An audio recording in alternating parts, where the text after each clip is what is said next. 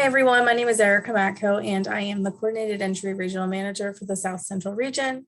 Today, I'm going to be doing a quick training on the initial Coordinated Entry intake note. This training is focused specifically for Coordinated Entry specialists that are entering in that initial contact or Coordinated Entry intake note after completing an intake. Let's go ahead and get started.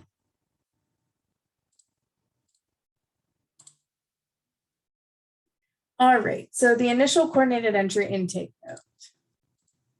So what needs to be included in the initial CE intake note? Some of the main things that we like to include in that initial intake note includes the client's name, the HMIS ID number, the current county and zip code of the client's phone number if they have one, the client's email address if available, and preferred counties. So that would be the client or the counties where the client would prefer assistance. We also, in the body of the note, want to include a detailed intake note, including some of the following information. The cause of the individual or household's current episode of homelessness. Was it due to an eviction? Were they staying with friends or family and they had to leave? We also want to include, if we know, the current housing status and current living situation, which you should from the triage assessment. So where are they currently staying? Are they street homeless? If they are street homeless, do we have a specific location of where they can be located? We also want to include the household type. Is this a single family? Is it a household with children? If it's a household with children, are the children currently staying with family or friends? And that if shelter is needed, it may just be for the head of household or the adults in the household, or would it be the entire family is in need of shelter? Do they have transportation? This is an important question to ask and to kind of have in that initial intake note. A lot of times we will find that we have individuals or households that come through that they're interested in relocating to other counties, and having transportation is a big thing. If they have that transportation, to allow providers to know that they would be able to make it to that county. Also finding out if anybody in the household has income, where that income's coming from, how much are they receiving weekly or monthly. We also like to include if the head of household is a veteran. That's important to include also in that initial intake note, as well as if the household is fleeing or attempting to flee domestic violence. At the bottom of the intake note, we also include the services that are provided. They should simply be listed as the triage was completed, a VSPDAT was completed, the client was placed on the by name list, and then any type of referrals that were sent. You'll see down at the bottom here, it says HMIS referrals and non-HMIS referrals. We keep them separate. So you would include all of the referrals that you've made within HMIS, as well as then any non-HMIS referrals that you gave out their contact information to the individual or household. All right, so next we're going to go ahead and take a look at an example of an initial coordinated entry intake note in the training environment.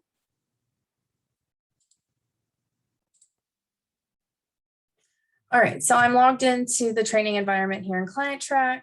I am on the client that I just completed a coordinated entry intake for.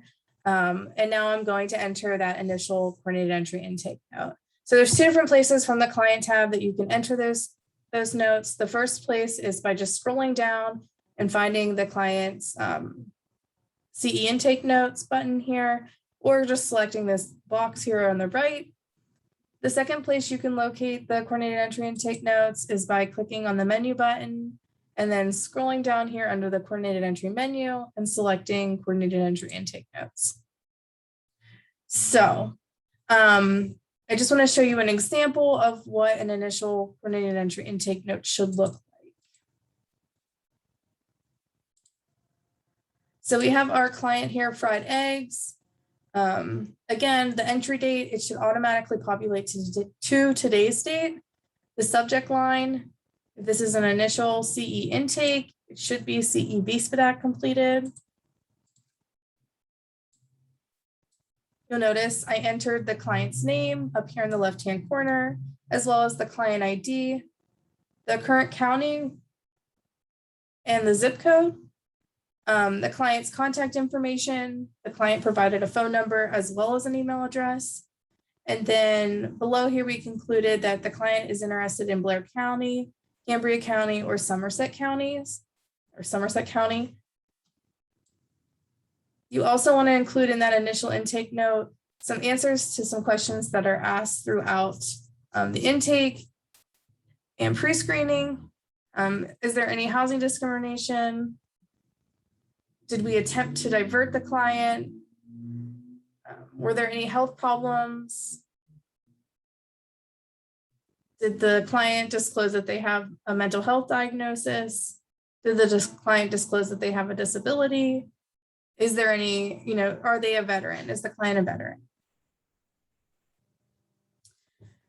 Down here, then, we have our body of our initial CE intake note. In this body, we have the client and his 2 children, ages 6 and 8, are in need of shelter and permanent housing. The client stated that he's been sleeping in his car for the past 5 days. The children are temporarily staying with a family member until permanent housing can be secured. The client stated that he lost his job 3 months ago and was evicted in June of 2021. Client was able to stay with friends and family off and on, but has recently exhausted all of his resources. So we have a lot of information packed into that paragraph. So we've determined what the household makeup is. It is a family with 2 children, or 1 adult and 2 children. We know that just the head of household's in need of shelter because the children are currently staying with a family member. We do know that he is street homeless because he's been sleeping in his car for the past 5 days. We don't have a location of where he's sleeping, or so far we don't know if there's a location of where he's sleeping. He did state the reason for his homelessness. He lost his job 3 months ago and then he was evicted. We also know that he stated that he had exhausted all of his resources. He was staying with friends and family off and on, but can't stay there any longer. In the next paragraph, we have the client currently has no income, but is looking for employment daily. The client stated that he does have transportation, but does not have money to put gas in his vehicle. Client stated that you can typically find him at Sheetz on 6th Avenue in Altoona from 9 a.m. to 2:30 p.m. In this paragraph, we find out some more information about the client. We know that he doesn't have any current income, but he is searching for employment. He also has transportation, but unfortunately, because of not having any income, he really can't put gas in the vehicle. We did end up finding out that, he can be typically found at Sheetz on 6th Avenue between the hours of 9 a.m. and 2:30 p.m. So what's really important about putting that location is, especially if, if there's outreach available, that providers are able to go out and meet with the client in person or go look at that time. There's a lot of information in this in this coordinated entry intake note. A lot of this information you're already going to kind of get when you are having those conversations and you're going through the triage assessment and you're going through the VSPDAT. So a lot of this information is not information that you're going to really need to ask for. And that's another thing we got to remember that these individuals are going through a housing crisis and that we shouldn't pick and try to pry information out of them. So just document the information that you're able, that you get through those conversations. After the body of the intake note, we have listed the services that have been provided. So a triage was completed, a VSPDAT was completed, they were added to the by name list, and then referrals were sent. And down here at the bottom, you'll notice that we have our different referrals, our HMIS referrals, and then our non-HMIS referrals.